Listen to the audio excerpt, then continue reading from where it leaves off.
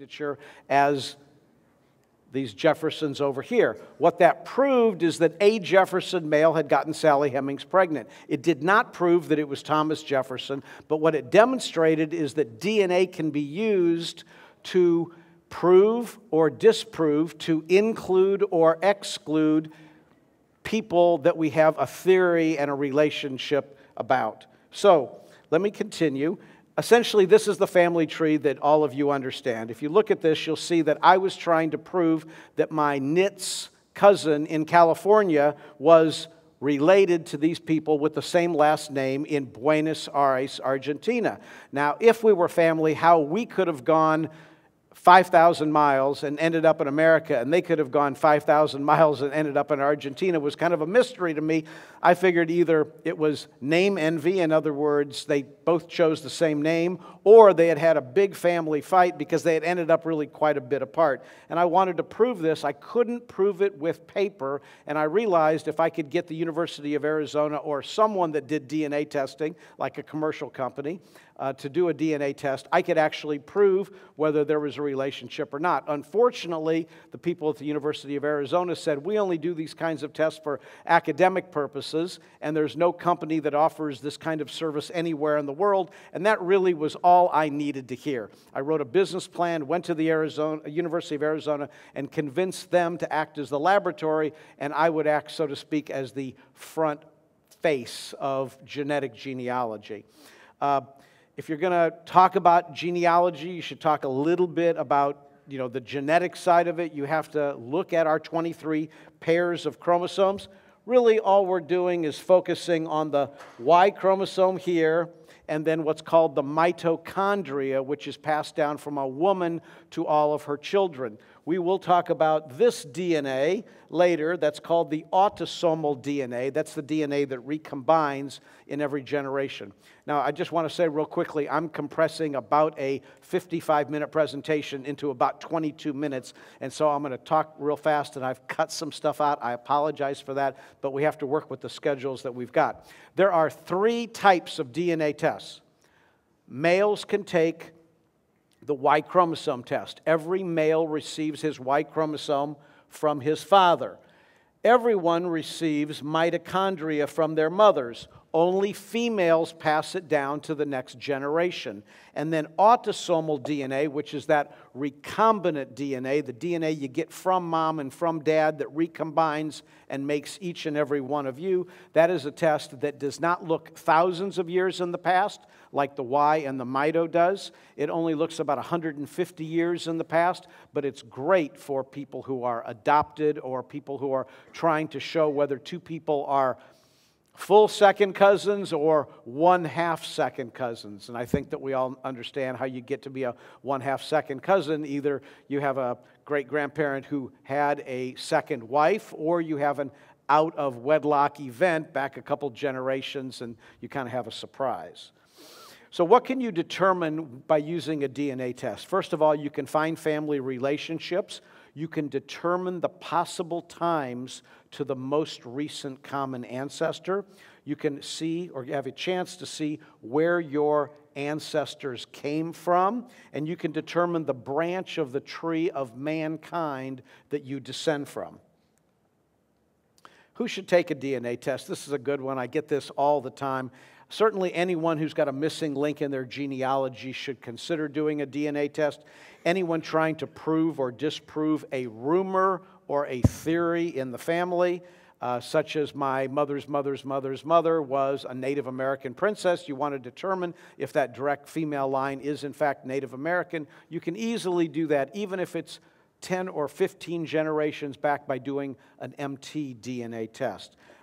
Those who do not have an overriding fear of Big Brother, those people who are not particularly concerned that their DNA results for the Y, the mito, and the autosomal may be in a database, if you're worried or if you're a conspiracy theorist type, you probably don't want to join and put your DNA, so to speak, out there.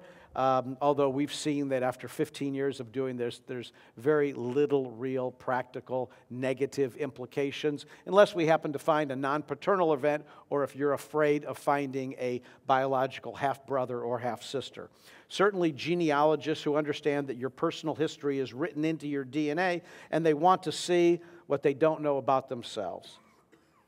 Now, this is the kind of thing that I'm interested in. As you see over here, there's a picture of me on the left-hand side. There's a picture of Alan Greenspan on the right-hand side. When I met him and asked him, Dr. Greenspan, wouldn't you like to do a DNA test to maybe see if we're related? He looked at me and he said, I thought you wanted my autograph and you were going to have me sign a copy of my book. So the bottom line is he chose to say no. He has not done a DNA test, although I have tested dozens and dozens of men on my line looking for relatives. Here's kind of an interesting one. What we do is we have a presidential surname project. What we do is we'll find a president who did not have children. We'll look for two of his distant cousins who have an oral tradition. That's what we did here with these Lyndon Johnson relatives. We did their test on the Y chromosome. They matched identically, or actually they were one step off on our 37 marker test. Good enough. They also matched other Johnsons. What that tells us is we found the President Lyndon Johnson Y-DNA signature, number one, and number two, all the people that match that signature really are related to that particular president. Jimmy Carter contacted us. Actually, his son Chip contacted us. He said, Dad's really interested in genealogy. We sent out a DNA kit, and you can see the only people that Jimmy Carter's Y-DNA signature matched were other men named Carter down throughout the entire list. Not a non-paternal event in the group. And there was one, by the way, on the Johnson list. There was some fella named Grimes, if you noticed, but he's really sired by a male Johnson. Where did my ancestors come from? In this particular case, this individual has 43 matches from Ireland. And here, with a couple steps off, he has 200 matches in Ireland. He does have a couple matches in Scotland and the United Kingdom. That's because this individual is descendant of what's known as Niall of the Nine Hostages, which was a 5th or 6th century Irish king. It's good to be the king. Gives you a disproportionate opportunity to sow your wild oats or maybe to spread your seed around, no pun intended, and you end up with lots and lots and lots of descendants. Genghis Khan knew the same thing, and that's why it's estimated that 16 million people in Central Asia have the DNA signature of Genghis Khan, which means that in just this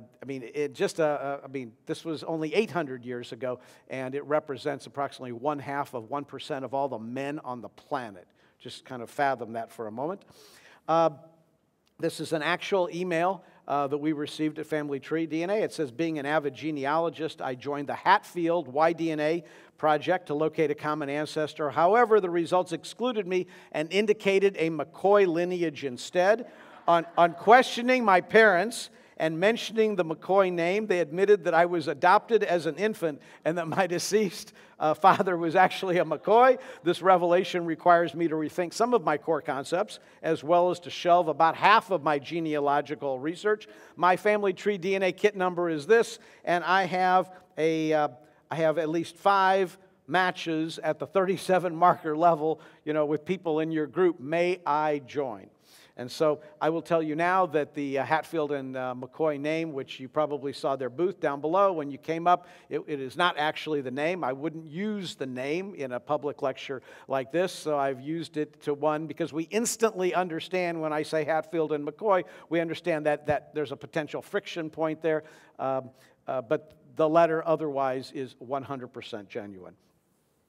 Just like the Y chromosome looks down the direct male line, the mitochondria looks down the direct female line, and then in 2010, a new technology became available called autosomal DNA testing, and that looked at the DNA that we get from all of our great-great-great-grandparents. So in effect, when you have 32 great-great-great-grandparents, that means that you have about 3% of your DNA from each of them. That assumes that the DNA folds evenly, which it does not. So you might end up with 2% from one of those 32 and 4% from another one of those 32, but it allows you to prove relationship or non-relationships back to about 5 generations. This basically just summarizes what I've said. For the first 10 years of the industry, we only had Y and mitochondria. Then autosomal has become available. It is a fabulous test to use. It's not the only test to use. Y chromosome is still very important, especially in our surname studies, but autosomal kind of levels the playing field, and that's a test that everyone can do, and it seems now that everyone seems actually to be doing that. So what's special about Family Finder? Well, first of all, you can find relatives across all lines, not just the direct male or the direct female line. You can determine the degree of relatedness, aunt, uncle, niece, nephew, first cousin, second cousin, third cousin. You can determine half-siblings. We've done that many, many times. You can make contact with your matches because we give you the name and the email address of the people that you match within our system as long as you sign our release form. It's a perfect test for adoptees. And there's a person in this room that I shared this information on this test with many, many years ago, 5 years ago, and she contacted me a few minutes later and said, Bennett, I have a great name, a great marketing slogan for your new test because it's a gender agnostic test. I don't know whether Pam remembers this or not, but I knew by mentioning her name I at least could get her head to turn. She said, Bennett, why don't you market your gender agnostic test as sex doesn't matter anymore? And I said, well, we'll try that, and we liked the idea so much we made the t-shirt. Everybody loves the t-shirt. No one will wear the t-shirt. As I said, this is a perfect test for an adoptee. This shows a fellow who used the test to determine his half-sister and half-brother. Here's an actual letter, not from the same individual. What happened in this particular case is we had a man who tested, and he got a match with someone that was a very, very close match. He didn't understand it. He went to his dad. He said, do you have a sister I don't know about? No. Do you have a half-sister that I don't know about? And he says, well, I don't know. So the father did the test. Here is a picture of the father and his half-sister on the day that they had their own reunion in 2013. These folks never knew about each other until a random DNA test linked them together. The percentage testing also gives you what's called ethnic percentages. This particular individual is about 50% sub-Saharan African and about 50% Northwestern European. If you look at your schedules and choose to go to a lecture later today with Henry Louis Gates, this is Skip Gates's results. And this shows you what someone who has African and Caucasian ancestry looks like on the genetic level. Now, before I end, I have something kind of interesting for you. We have a customer who's been interested in genealogy for a very, very long time, decades, and has been trying to find He's been trying to find his father's family because he doesn't know anything about his father's family. And I think that some of you are probably in that position. Genealogically, he's traveled the country and gone to Salt Lake City a couple times and searched in records and looked at the records in Ellis Island and tried to find where his great-grandfather would have come in on a ship. Hasn't been particularly successful. Several professional genealogists have worked on the case. They have not been successful. Very early test taker at Family Tree DNA. This is the 6th. That means that this is the 5th. 2 or 3 days ago, a match came into our system from someone who had a similar name. And the exciting thing to be revealed right now is that after searching for 50 years genealogically and 15 years genetically, I have found someone whose name is Green. My last name is Greenspan, and on questioning them, I found that their great-grandfather was named Nathan Greenspan, and they changed their name. So they've been hidden here in New York City for all these decades in plain sight, except since they changed their name, I was not able to find them. Just luckily, I spoke at a at the American Adoption Congress in Boston a couple of months ago, and a guy came up to me and said, "Oh, you've got an interesting name." And I thought he was making an Alan Greenspan reference, and then he told me, "Our name used to be Greenspan." Well, his test results have come back. We do not know exactly when we have a relationship. What we do know is that they have in their name a middle name, which is Samuel, and I know that on my great-grandfather's deathbed, he said that his father's name was Samuel. So we've got some circumstantial evidence in that Samuel name. We've got Green and Greenspan. I now have a very good idea of where these folks came from. I was looking for my Greenspan relatives up here. As it turns out, they were way over here in the Crimea, which means that they didn't leave from Hamburg or Bremen. They left through Turkey and through the Mediterranean. So what it means is that all these years I've been looking in the wrong books.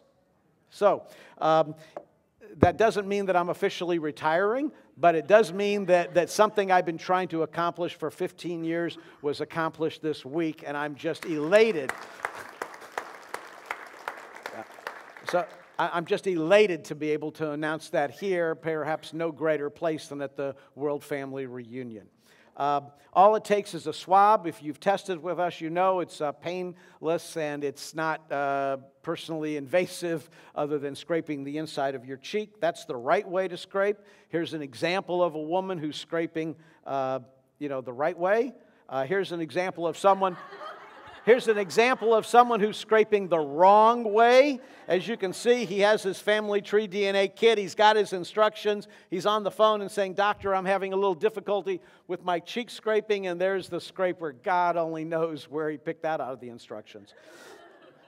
And one of my favorite slides, the woman who is saying to her husband, "You don't look anything like the long-haired, skinny kid I married 25 years ago. I need a DNA test to make sure it's still you."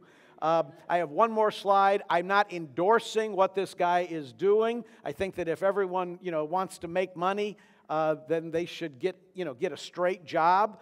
But I think this guy's, perhaps his heart's in the right place. This is an actual photo that was sent to us by a customer from Sarasota, Florida. I don't know if he, got it and made it or if it was real, but it sure is humorous. It's a picture of the guy saying, "Need money for DNA test. Girlfriend might be sister." And with that, I thank you very much for your attention today. And I understand that we have a couple minutes for questions. If you want to ask a question, just say it loudly. I will repeat it. Yes, sir. My mother's DNA is R1A1 or mtDNA. We can't find any matches for her. I am perplexed. R1A1 is typically a Y DNA signature that I'm sorry? This is her mitochondria. Okay, so if you would come by our booth, sometime after this, let me get on the computer and let me look up R1A1. But it's certainly not very common on the female side because macro haplogroup R split into several subsets, and those subsets populated Europe. So this is from pre-split. And so I'll be able to describe the history to you, it's pretty esoteric, and I'll be able to describe the history to you if you'll come by our booth later. Let's see, one on this side? Yes, sir. Yeah. Could you just briefly describe the steps, 1, 2, 3, of how they actually work? So I think you're talking about you're talking about mismatching steps on a Y. Okay, so essentially you can be identical to your father because your father should pass on his Y chromosome identically to you. There might be a copying error which takes place. If you have a copying error and you get one extra repeat or you lose a repeat, then you would then be -1 step from your father. I, in fact, happen to be -1 step from my own father. My brother is identical to my father. Therefore, my brother refers to me as the mutant in the family. But more importantly than that, as time goes on, we have more and more of these mismatches that build up. So if you have a common ancestor in 1700 and you're a Johnson and this guy's, well, okay, you're a McGillicuddy and this guy's a McGillicuddy, but you're distant by 8 generations, that means that you've had 8 opportunities on each line for there to be a copying error. So you might be 2, 3, 4, 5 steps away from someone. Generally, the more steps away, the further back in time that those 2 people shared a common ancestor. One more question here, and then I think they're going to pull me off the stage. I don't want to get that, So, yes, sir. What is the modern thought about the origin of the Ashkenazi Levite Jews? What is the modern thought of the Ashkenazi Levite population? Okay, so the Ashkenazi Levites represent perhaps 3% of all Eastern European Jews, and about 50% of Eastern European Jews who claim to be Levites are R1A, and about 50% actually have a Semitic Y chromosome. It appears that at some time within the last 15 or 1800 years, an individual or a family with a lot of boys converted into Judaism. Maybe it was the king of Khazaria, as some people purport, or maybe it was just a large family, but they have made a relatively large impact on a relatively small gene pool. There's a couple papers in press about that. I do know that late this year there should be another paper coming out by Vilms and Bahar on that hopefully will be more definitive. And with that, I can see that they're asking me to get off the stage. So thank you so much for coming. Thank you for your attention. And I hope you all have a great day.